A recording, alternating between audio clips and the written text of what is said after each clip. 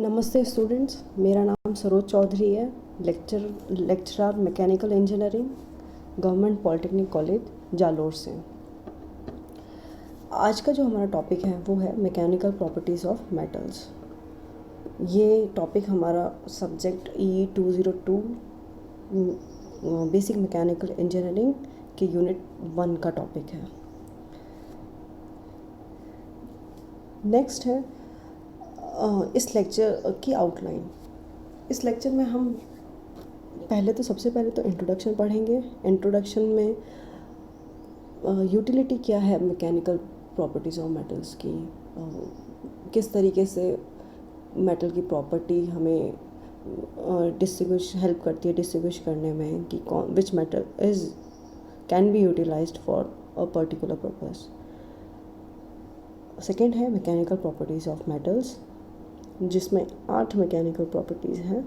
First है elasticity, second है plasticity, third है डक्टिलिटी, फोर्थ है ब्रिटलनेस, फिफ्थ है टफनेस, सिक्स्थ है हार्डनेस, सेवन्थ है मेलेबिलिटी, एट्थ है फटीग। ठीक है, तो ये 8 प्रॉपर्टीज़ हम टोटल इस पूरी यूनिट में कवर करेंगे। और इस लेक्चर में हम आज 2 प्रॉपर्टीज़ पढ़ेंगे। फर्स्ट है इलास्टिसिटी और दूसरी प्लास्टिसिटी। ठीक है, तो लेक्चर में हमें आज ये 2 प्रॉपर्टीज़ सीखने को मिलेंगी। ओके, इंट्रोडक्शन में बेसिकली मैंने पहले ही बताया, जैसे यहाँ पे प्रॉपर्टीज़ किस लिए पढ़ रहे हैं, किस लिए ज़रूरी है पढ़ना मेटल्स की प्रॉपर्टीज़ और कहाँ ज़रूरत पड़ती है इनकी। The properties of a metal are the characteristics by which it can be accurately identified or by which its range of usefulness can be determined. ठीक है, इसमें यह है कि जो प्रॉपर्टीज़ होती है मेटल की, वो उसकी रेंज ऑफ यूज़फुलनेस उस मेटल की वो हमें पता लगती है। कौन से एरिया में कौन सा मेटल हम यूज़ कर सकते हैं। For example, power engineers are concern with the applications and properties of 2 main groups of metals, ferrous and non ferrous. तो वहाँ पे जैसे पावर इंजीनियर्स हैं, तो पावर इंजीनियर कहाँ पड़ते हैं पावर जनरेशन के लिए, तो वहाँ पावर जनरेशन्स में उनको कौन से मेटल की है, जैसे वायर बनाना है, वायर है फॉर एग्जाम्पल, तो वायर के लिए कौन सा मेटल अप्रोप्रिएट होगा which can sustain that high voltage और हाई करंट। ठीक है, the word ferrous is derived from Latin meaning iron. Ferrous metals include pure iron as well as irons alloys of iron. Alloys are metals which are made by combining 2 or more elements such as iron and nickel. Okay, ferrous, सबसे पहले तो यहाँ 2 words की बात हुई है, ferrous and non ferrous. तो ferrous क्या है? फेरस एक लैटिन वर्ड है जिसका मीनिंग आयरन होता है, और सिंपली अगर हम इसके वर्ड्स से मीनिंग निकालें तो फेरस मेटल्स वो हैं जो कि प्योर आयरन होते हैं, या फिर और डिटेल में as well as alloys of iron. तो 2 इंक्लूड होती हैं चीज़ें। फेरस में 2 टाइप के metals ferrous metal basically iron है और एलॉय ऑफ आयरन। एलॉयज़ क्या होते हैं? Alloys are the metals which are made by combining 2 और मोर एलिमेंट्स। ओके, 2 और मोर एलिमेंट्स को हम कंबाइन करते हैं, और जिसमें बेस मेटल हमेशा आयरन रहेगा। Alloys are created to result in a metal which has greater strength, resistance to corrosion, or to achieve other properties not possible by a pure non-alloy metal. अच्छा, alloys क्यों करते हैं? These are metal को हम which metal, अगर हम ferrous की बात करें तो आयरन। ओके, तो alloys हम इसलिए बनाते हैं ताकि जो मेटल है, बेस मेटल है, उसकी स्ट्रेंथ और बढ़ सके, वो रेजिस्टेंस हो उसका कोरोजन से, मतलब इजीली कोरोड नहीं हो सके वो मेटल के, और to achieve those properties which are not present in a pure non alloyed metal.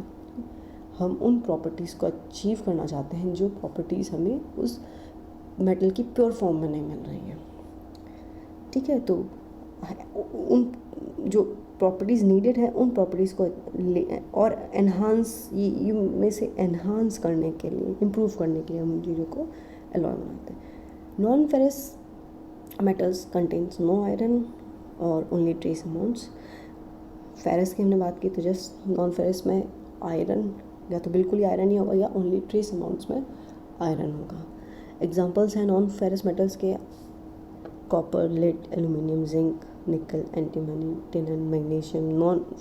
Okay, these are the metals which are non-ferrous. Non-ferrous metals can also be combined into alloys such as brass,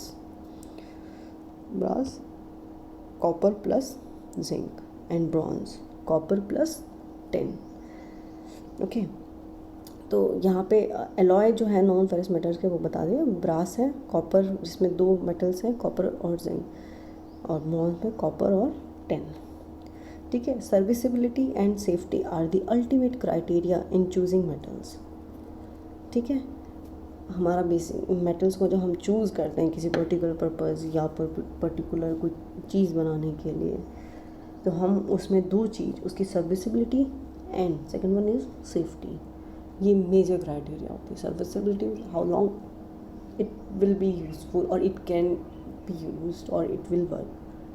safety तो समझिएगा। Knowledge of types, their performance and preservation are absolutely essential, ठीक है। By knowing to what extent each property exist in a metal, the metal can be used with the assurance that it will meet requirements for a specific application. हम, ठीक है, तो जो metal की जो property exist करती है, हम उस मेटल की प्रॉपर्टी को जान के उसके बारे में हम ये पता लगा सकते हैं कि वो मेटल हमारी रिक्वायरमेंट मीट करेगा या नहीं करेगा, ठीक है। नेक्स्ट है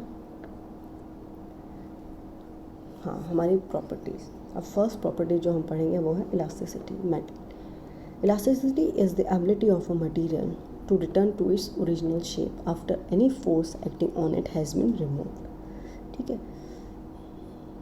तो इलास्टिसिटी का क्या मतलब हुआ, ये किसी एक मेटल की मटेरियल, मेटल की प्रॉपर्टी है जिस पर हमने कोई फोर्स लगाया है और वो फोर्स जैसे ही रिमूव, उस फोर्स की वजह से उसमें डिफॉर्मेशन होती है एंड उस डिफॉर्मेशन वो डिफॉर्म रहता है and when we remove that force which has been applied on that material, हम उस फोर्स को रिमूव करते हैं और जैसे ही रिमूव करेंगे that material regains its original shape and also can say same position also, okay. तो वो मेटल अपनी वापस ओरिजिनल स्थिति, मतलब ओरिजिनल पोजीशन शेप में आ जाएगा, ठीक है। That is called elasticity. Elasticity is one of the most important properties for power engineers to be concern with as pipes, pressure vessels and valves must reliably return to their original shape and position after being altered slightly from pressures or change in heat, ठीक है। यहाँ पे elasticity बहुत important properties है। जो अब यहाँ पे जो बात कही है वो है पावर इंजीनियर्स के बारे में कंसर्न है। For example they deal with high heat और you can say heat generation which ultimately results in electricity generation, okay, that may be, but they here जो पाइप्स होते हैं, प्रेशर वेसल्स होते हैं या वॉल्व्स होते हैं, जो ओपन क्लोज होते हैं, प्रेशर वेसल जो अंडर प्रेशर कंटेन करते हैं स्टीम को, पाइप्स कैरी करते हैं, तो उनको वापस अपनी जैसे ही वो चीज़ें प्रेशर और हीट रिमूव करते हैं तो वो जो ऑब्जेक्ट है वो वापस हमारा उसी शेप और पोजीशन में आ जाए, ये रिक्वायरमेंट पावर इंजीनियर्स का। So for them elasticity is the most considered property of metal. Materials which are tough and ductile such as wrought iron typically have high elasticity, ठीक है। मटेरियल्स जो tough and ductile होते हैं, example है rod iron, वो high elasticity होती है. This property of materials toughness हम बाद में पढ़ेंगे, और डक्टाइल भी बाद में पढ़ेंगे. ठीक है. Materials which are hard and brittle such as cast iron have very little elasticity. ठीक है. जो हार्ड और ब्रिटल होते हैं, ये प्रॉपर्टीज हम पढ़ेंगे, तो उनकी इलास्टिसिटी कम होती है. सो जिनमें टफनेस और डक्टिलिटी होती है उनमें हाई इलास्टिसिटी है, तो जिनमें हार्डनेस और ब्रिटलनेस होती है, कास्ट आयरन है जिसका एग्जांपल, उनमें लो इलास्टिसिटी होती है. ओके. वही चारों प्रॉपर्टीज हम बाद में पढ़ेंगे. तो हमने जो पढ़ा वो इलास्टिसिटी. ठीक है, इलास्टिसिटी पढ़ेंगे. अब नेक्स्ट प्रॉपर्टी जो हम पढ़ेंगे वो है प्लास्टिसिटी. प्लास्टिसिटी क्या होती है? Material is said to exhibit plasticity और to be plastic if it is very soft and easily deformed. ठीक है. Just opposite. प्लास्टिसिटी में when we remove force it regain its original position shape. Plasticity में ऐसा नहीं है. Plasticity you can say soft material है, metal है, soft material जो जिस पे हम फोर्स अप्लाई करते हैं और वो डिफॉर्म हो जाता है. And this property is required where we want permanent deformation. Okay. This property is required in that field. It is a property of material which retains the deformation produced under load permanently. ठीक है. Permanent deformation होता है whether we हम load उस पर हटा भी तो भी वो वापस अपनी ओरिजिनल शेप में नहीं आएगा. Examples of plastic materials include wax, lead and babbitt. Plastic materials have very less elasticity, that is they do not return to their shape after deforming force has been removed. Okay. जैसे ये बात कर लिया हमने कि वो बहुत कम elasticity होती है उनमें and they can be easily deform. This property of the material is necessary for forgings and stamping images on coins and in ornamental works. Basic जो ये कुछ फील्ड्स हैं जहाँ पे हम इस प्रॉपर्टी को यूज़ कर सकते हैं फॉर्जिंग में, जहाँ पे हम कोई थिंग बना रहे हैं तो वहाँ पे उस मेटल को डिफॉर्मेशन चाहिए. लाइक कोई भी ऑब्जेक्ट या हम कह सकते हैं कोई भी औजार, अगर कोई औजार बना रहे हैं, कोई टूल बना रहे हैं फॉर्जिंग में, तो वहाँ पे हमें प्रॉपर्टी रिक्वायर्ड होती है उस शेप को अचीव करने के लिए. अगर वो वापस रीगेन करेगा अपनी ओरिजिनल शेप मेटल, तो ये फिर वो नीड नहीं है वहाँ पे. ठीक है. स्टाम्पिंग इमेजेस, अगर वो सॉफ्ट नहीं होगा मटेरियल, प्लास्टिसिटी नहीं होगी, तो इमेजेस उस कॉइन्स में दिखेगी नहीं, वो वापस प्लेन कॉइन बन जाएगा, ऑर्नामेंटल. ठीक है. Materials with high plasticity are not brittle. जिन मटेरियल्स में हाई प्लास्टिसिटी होती है वो ब्रिटल नहीं होता है. ठीक है. ब्रिटलनेस बाद में पढ़ेंगे. ब्रिटलनेस इज इलास्टिसिटी और प्लास्टिसिटी दोनों की ऑपोजिट होता है. ब्रेक होता है, इसमें मटेरियल ब्रेक हो जाता है. ठीक है. और ये थी हमारी प्लास्टिसिटी जो हमने पढ़ा. और आज ये दो प्रॉपर्टीज़ हमने पढ़ी, इलास्टिसिटी और प्लास्टिसिटी.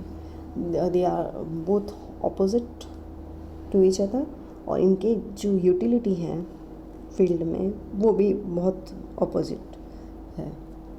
ठीक है. तो नेक्स्ट लेक्चर में हम आगे की प्रॉपर्टीज़ कवर करेंगे. Thank you.